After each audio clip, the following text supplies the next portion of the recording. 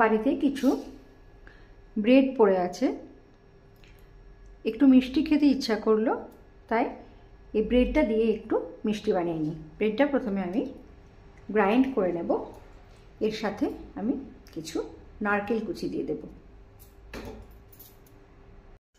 ব্রেডটা গুঁড়ো করে নিয়েছি, একটু জল মিশিয়ে নেব, সঙ্গে আমি চিনির রস করে রেখেছি এখানে। ব্রেডের মধ্যে আমি কিছু মৌরি আর একটু এলাচ গুঁড়ো দিয়ে দেব। এবার এটাকে আমি মেখে নেব।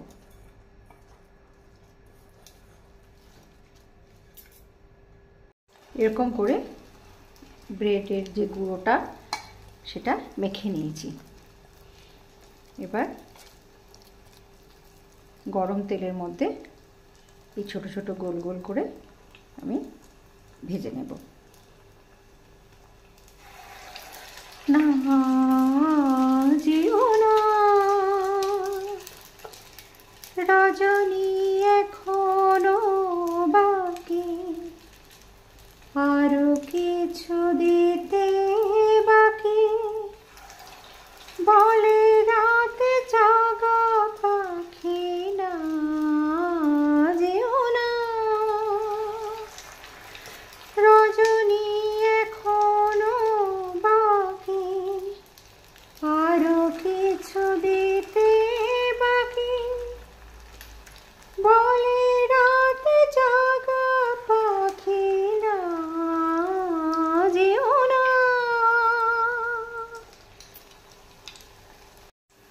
এগুলো এরকম করে ভেজে নিলাম।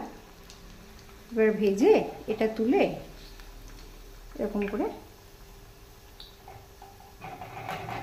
ভেজে নিলাম। এবার তুলে এটা রসের মধ্যে দিয়ে দিলাম। এগুলো এরকম করে ভেজে নিয়ে এটা তুলে নিলাম। ইজি পদ্ধতিতে বাড়িতে একটু ব্রেড থাকলে যে কোনো সময় মিষ্টি বানিয়ে নেওয়া যায়। খেতেও খুব টেস্টি হয়, খুব ভালো হয় খেতে। এইভাবে মালপোয়াগুলো আমি বানিয়ে নিয়েছি।